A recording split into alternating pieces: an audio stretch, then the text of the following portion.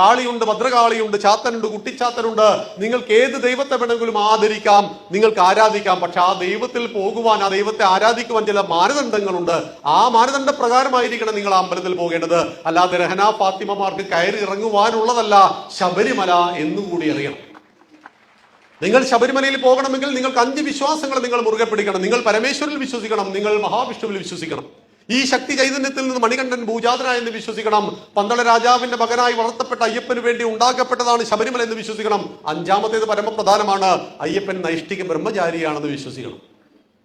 ഈ 5 വിശ്വാസങ്ങൾ ആര് മുറുകെ പിടിക്കുന്നുവോ അവർക്കുള്ളതാണ് 41 ദിവസത്തെ വ്രതശുദ്ധിയോടുകൂടി ശബരിമല. എന്തുകൊണ്ടാണ് ശബരിമലയെ തകർക്കുവാൻ നിരന്തരം പരിശ്രമിക്കുന്നത്? പുലയനും പറയനും നായർക്കും നമ്പൂതിരിക്കും കോൺഗ്രസും കമ്മ്യൂണിസ്റ്റുകാരനും BJP-കാരനും 41 ദിവസത്തെ വ്രതം. നമ്മുടെ നാട്ടിൽ 50,000 ക്ഷേത്രങ്ങളുണ്ട്. ഇതിൽ 3807 ക്ഷേത്രങ്ങളാണ് ദേവസ്വം ബോർഡ് നടന്നത്. ഗുരുവായൂർ, ശബരിമല, വൈക്കം, കാടാമ്പുഴ അടക്കം കോടാനുകോടി രൂപ ഭണ്ഡാരത്തിൽ വന്നു നിറയുന്ന ക്ഷേത്രങ്ങൾ ദേവസ്വം ബോർഡ് നടത്തുമ്പോൾ 92% ക്ഷേത്രങ്ങളും കേരളത്തിൽ നടത്തുന്നത് ഭക്തന്മാരാണ്, ഹിന്ദുക്കളാണ്. അതിൽ നമ്മളെല്ലാം ചേർത്ത് കോർത്തിണക്കുന്ന ജാതീയതയും രാഷ്ട്രീയവും തൊട്ടുകൂടായ്മയും തീണ്ടിക്കൂടായ്മയും എല്ലാം അപ്രത്യക്ഷമാകുന്ന ആ കേന്ദ്രമാണ് ശബരിമല. കോടിക്കണക്കിന് ഹിന്ദുക്കളെ, പ്രത്യേകിച്ച് ദക്ഷിണ ഭാരതത്തിലെ ഹിന്ദുക്കളെ ഏകോദര സഹോദരങ്ങളായി ഒന്നിച്ച് ചേർത്ത് കോർത്തു നിർത്തുന്ന ആ മഹത്തായ ചൈതന്യത്തിന്റെ പേരാണ് ശബരിമല. അതുകൊണ്ടാണ് ശബരിമലയെ തകർക്കുവാനുള്ള നിരന്തരമായ പരിശ്രമം നടക്കുന്നത്.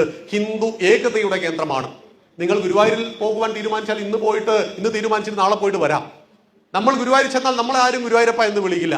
ഗുരുവായൂരപ്പൻ അവിടെ മൂർത്തിയാണ്, നമ്മൾ ഭക്തനാണ്. എന്നാൽ ശബരിമലയിൽ ചെല്ലുമ്പോൾ നമ്മളാണ് ദൈവം, അയ്യപ്പനെന്നും സ്വാമി എന്നും വിളിക്കുന്നത് നമ്മളെ തന്നെയാണ്. ശബരിമലയ്ക്ക് പോകാൻ വേണ്ടി ഞാൻ മാലയിട്ട് കഴിഞ്ഞാൽ എന്റെ പേരപ്രസക്തമാകുന്നു. എല്ലാവരും എന്നെ വിളിക്കുന്നത് സ്വാമി എന്നാണ്, അയ്യപ്പൻ എന്നാണ്.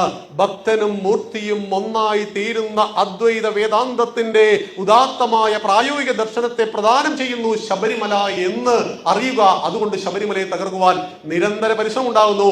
പക്ഷേ ഭൂമിയുടെ ആകർഷണ വലയത്തിൽ നിന്നും ഒഴിഞ്ഞു നിൽക്കുവാൻ വസ്തുക്കൾക്ക് സാധ്യമല്ല എന്നതുപോലെ അയ്യപ്പന്റെ ആകർഷണ വലയത്തിൽ ഒഴിഞ്ഞു നിൽക്കുവാൻ ഒരു നിരീശ്വരവാദിക്കും സാധ്യമല്ല. അതുകൊണ്ട് അവർ തന്നെ അയ്യപ്പ സംഗമം നടത്തുകയും ചെയ്യുമെന്നത് തീർച്ചയാണ്.